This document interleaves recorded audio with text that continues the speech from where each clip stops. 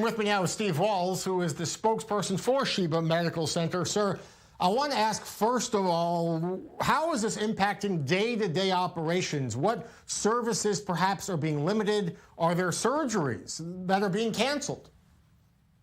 So elective surgeries, those that don't need immediate surgery are not having the surgery now. They've been postponed indefinitely until the nurses' strike is over.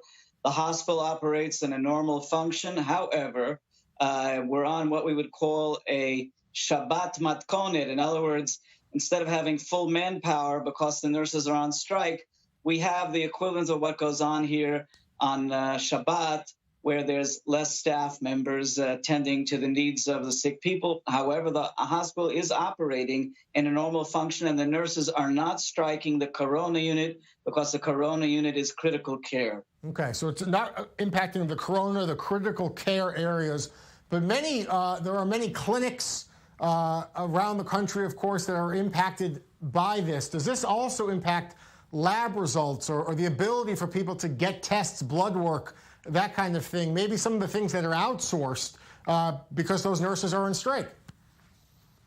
That I can't tell you. I do know that it appears that everything is working in a normal fashion here. Remember, the labs are not run really by nurses. They're run by technicians. So the labs are operating normally, and nobody's going to stop someone from taking a corona test because that really is an emergency care. Emergency care is not as deeply affected as the regular running of the different departments inside the hospital. When we're talking about emergency care or corona care, we're talking about a situation of life and death.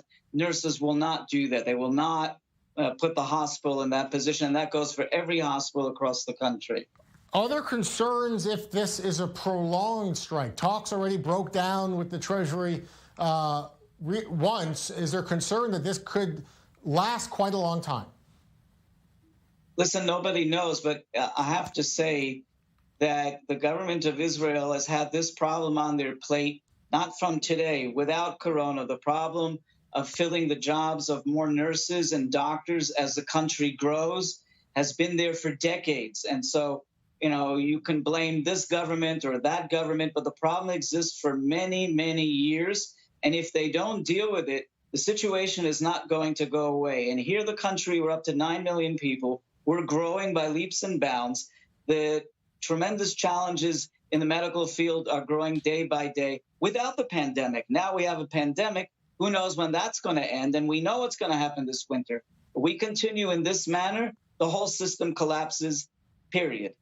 Steve, thank you so much for being with us on Zoom In. Appreciate your insight. Thank you, Jeff.